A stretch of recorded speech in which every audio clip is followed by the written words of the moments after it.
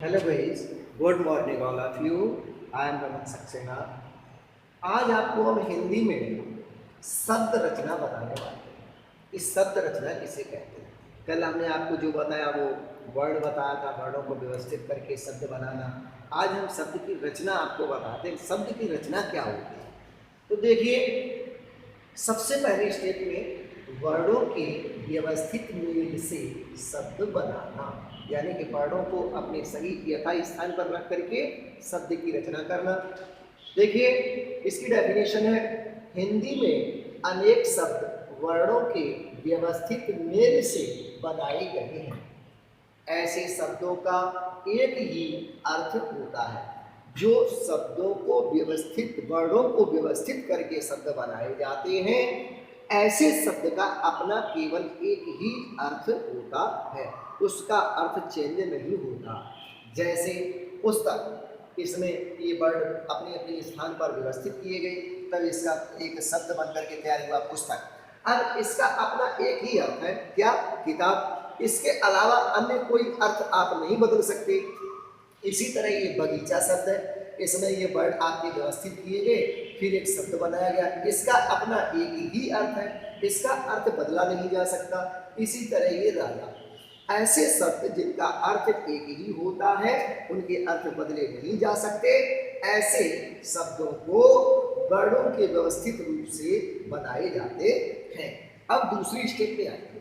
कहा कि शब्दों के पूर्ण शब्दांश, पूर्ण नहीं, सॉरी, यहाँ पर पूर्व होना चाहिए, पूर्वों के पूर्व शब्दांश जोड़कर शब्द बनाना, यानी कि जो शब्द होते हैं उनसे पहले कोई एक ऐसा शब्द वर्ड जोड़ करके, यानी शब्द अंश जोड़ करके पूरी तरह से दूसरा नया शब्द बना देना और उसका अर्थ भी बदल जाना। तो देखिए, लिखा है, अनेक शब्दों की रचना मूल शब्द के पूर्व शब्दांश जोड़कर की जाती है। शब्दांश का स्वतंत्र प्रयोग नहीं हो सकता।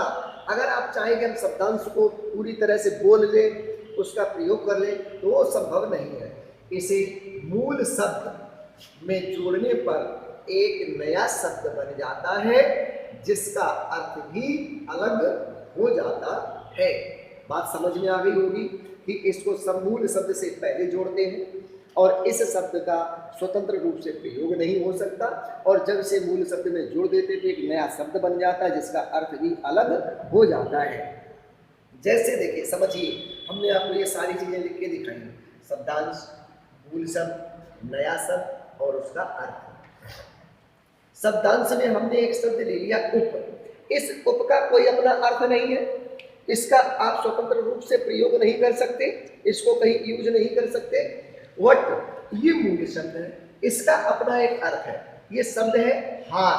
हार मीन्स गले की माला। दो अर्थ होते हैं, एक तो हार मतलब गले की माला, और दूसरा इसका अर्थ होता है किसी से हार जाना, लड़ाई में, युद्ध में हार जाना। अच्छा, इससे पहले हमने एक शब्दांश उप इसके साथ जुड़ दिया, तो ये क्या बन गया? उपहार। अब देखिए, नया शब्द बन गया उपहार। अब इसका तो अर्थ ही बदल गया।